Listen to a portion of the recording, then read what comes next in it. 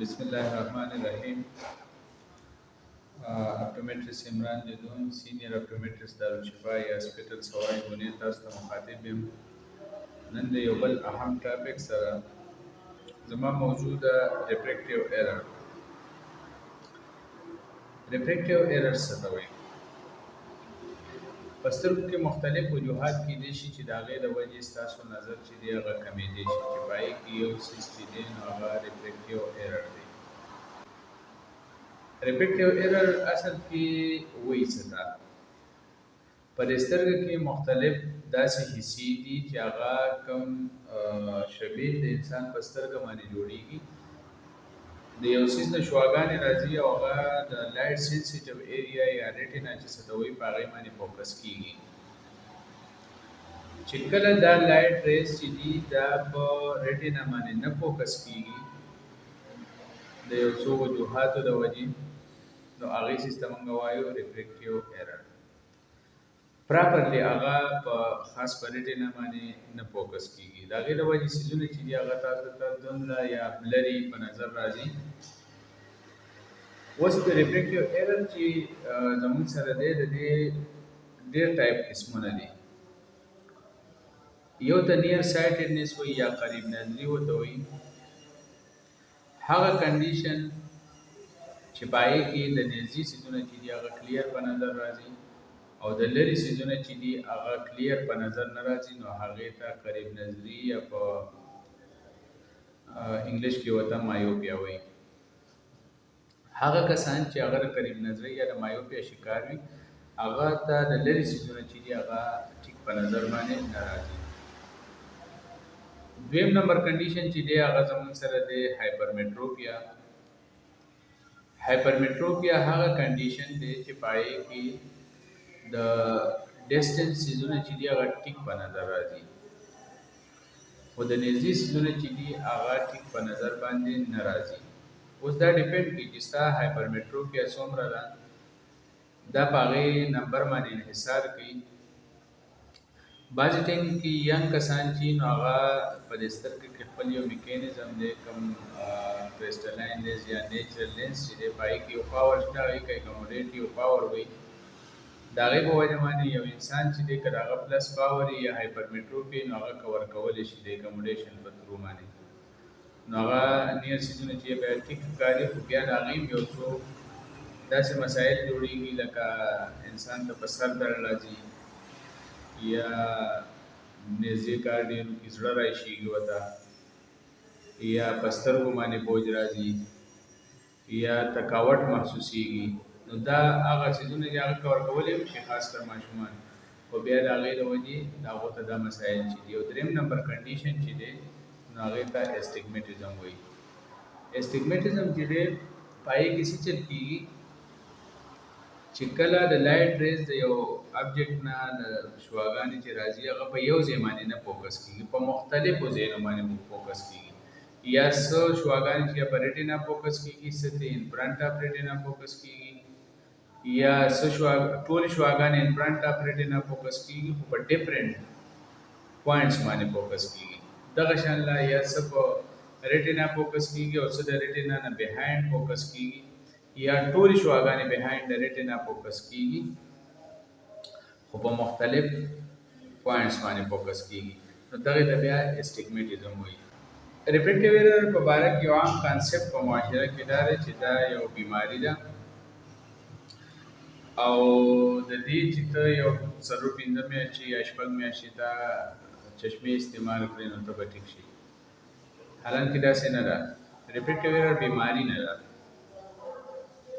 دا خو د هغه اپټیکل سیسټم چې دی د هغې ابنارملټي ده.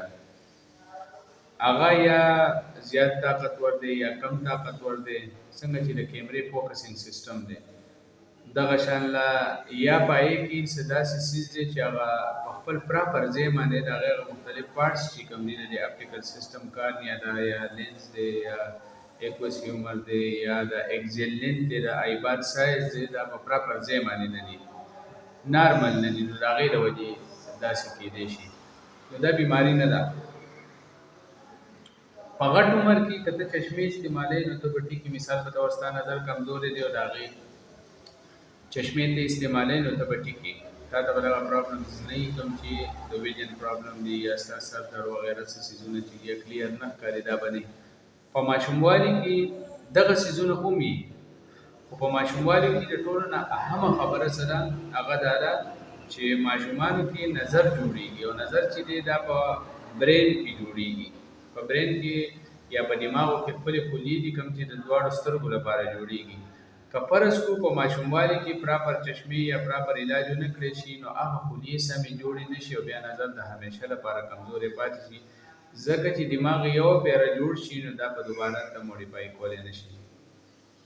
نو په دې وجه په ماشومانو کې خاص کر چې کله ریفریکټیو ایرر یا نظر کمزوري وي نو پکار ده چې په ټایم باندې د هغې ټریټمنټ وشي او هغه پراپر چې کوم د هغې علاج دی هغه وکړی شي چشمې دي یا څه چې د هغې لپاره پکار دی هغه استعمال کړی شي چې بیا وروستو دا مسله نه چې برین ډیولپ شوی نه او بیا انسان ته د هغې نه مسله نه وي نو په ماشوموالي کې دا ډېرې زیاتې اهمې دي ځکه چې برین ډیولپمنټ په هغه ټایم کې کېږي په غټو کسانو کې خیر دی که یو کس په کار خو دا ده چې پراپر چشمې استعمال کېږي دې سړي ته به مسله نه وي خو که فرض کړو نه استعمالوي نو هغه برین الریډي یو پیره ډیولپ شوی دی نو دلته به صرف د ویژن پرابلم وي په ماشومانو کې که بیا وروستو دی په وخت باندې پراپر چشمې استعمال یې نه کړي نو په وروستو بیا چې دی نو هغه ته بیا رامنځته کېږي چې بیا به دې چشمې هم استعمالوي خو بیا به ورته ټیک په نظر نه راځي اوس راځو د دې ټریټمنټ طرف ته ټریټمنټ څه دی یو خو دا میت د دې سوسایټي نه ختمول دي چې زه به یو څو وخت چشمې استعمال کوم او بیا به ما ته 5 میاشتې 6 میاشتې زما نظر به دغه کېږي دا نظر دا نمبر بدلیدلی شي خو دا نه ده چې چشمو سره د هغه نمبر چې دی نو هغه کور شي که ته چشمې استعمالوي نو ټیک به وي که ته چشمې نه استعمالوي نو ټیک به نه وي دا خبره چې ده ځکه چې دا بیماري نه ده او دا چشمې چې دي دا څه میډیسن نه دي یا څه دوایي نه ده چې تا استعمال کړي او د هغې نه پس به ستا هغه ویژن پرابلم چې دی نو هغه ټیک شي نو دغه څیزونه دا میت چې دی نو دا ختمول چې دا ډېر ضروري دی ټریټمنټ د مایوپیا څه دی مایوپیا چې دا یوزولي دې ته سټرانګ آی هم ویلی شي مضبوطه سترګه ورته هم ویلی شي ځکه چې په دې کې د دې پاور د دې سترګې سیوایي نو لایټ ریز چې دي یا شواګانې چې دي کوم چې د یو آبجیکټ نه راځي او زموږ په ریټینا باندې لګي هغه ان فرنټ اف د ریټینا فوکس کېږي نو دغه څیزونه چې دي دغه سټرانګ آی لپاره بیا ماینس لینزز چې دي هغه استعمالیږي چې دا لایټ ریز چې دي هغه ریټینا طرف یو شي او دا په ریټینا باندې فوکس شي ماینس لینزز د هغې لپاره استعمالیږي دغسې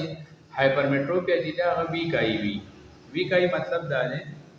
چې کله لایټ ریز چې دي هغه په پراپر په ریټینا باندې نه فوکس کېږي بلکې هغه بهایند د ریټینا فوکس کېږي او هغې نه مخکې ته راوستو لپاره به بیا پلس پاور استعمالوي نو پلس سپیریکل پاور چې استعمالوي نو هایپرمیټروپیا چې دا د هغه کنډیشن مطابق هغومره پاور پکار دی او په ریټینا فوکس کېږي دریم نمبر کنډیشن چې دی هغه زموږ سره دی اسټیګمیټیزم اسټیګمیټیزم کې بیا لایټ ریز په یو پوینټ باندې نه فوکس کېږي بلکې په مختلف پوینټس باندې فوکس کېږي نو د هغې مطابق د مختلف پوینټس یا د انګلز یا د زاویې مطابق مختلف پاورز د هغې لپاره سپیر او سلنډر والا کمبینیشن یوز کېږي او هغه بیا لایټ ریز چې دي نو هغه په ریټینا فوکس کوي یو بل کنډیشن دی چې هغې ته پریسبایوپیا وایي یوزولي د 40 سال نه بره شروع کېږي پای کې دی دا فیزیولوژیکل پروسس دی هغه څه ریفریکټیو ایرر هم نه دی خو چونکې انسان ینګي ما تاسو سره څنګه خبره وکړه چې د هغه نیچرل لینس چې د پای کې دا پاور وي چې هغه د نیر ابجیکټس لپاره خپل پاور پروډیوس کولی شي چې نیر ابجیکټ چې دی هغه کلیرلی فوکس کړي د هغې نه کوم لایټ ریز چې دی هغه پر هغه باندې په ریټینا باندې فوکس کړي خو چې کله 40 سال ته یا د هغې نه مخکې عمر کې یا پریمیټیو پریسبایوپیا چې نو په هغې کې لایټ ریز چې دي هغې د فوکس کولو هغه سیسټم چې کوم دی هغه نیچرل پاور چې کوم دی کموډیټیو پاور دی د هغې ډیکلاین شروع شي هغه پاور کمزوری شي نو لایټ ریز چې دی بیا بهایند د ریټینا فوکس کېږي دغه کنډیشن ته پریسبایوپیا وایي. دا یو نارمل لغه دی او هر انسان ته کېږي. نو دغه کنډیشن کې بیا موږ پلس پاور استعمالو د نږدې لپاره، هغې ته نیر ایډیشن وایي. نو دا زما نننی ټاپک و په ریفریکټیو ایرر باندې. چاته هم ریفریکټیو ایرر وي نو هغه د دې لپاره ګلاسز استعمالولی شي، د هغې نه علاوه کنټیکټ لینز استعمالولی شي، او ریفریکټیو سرجري چې کومه ده چې کارنیا ریشیپ کېږي په هغې کې هغه هم کولی شي. نو په کار دا ده چې که چاته هم د سپو سترګو د نظر داسې مسله وي چې هغه په دې طریقه حل کېدی شي، نو هغه د خپل چیک اپ یو ځلې ضرور وکړي. شکریه.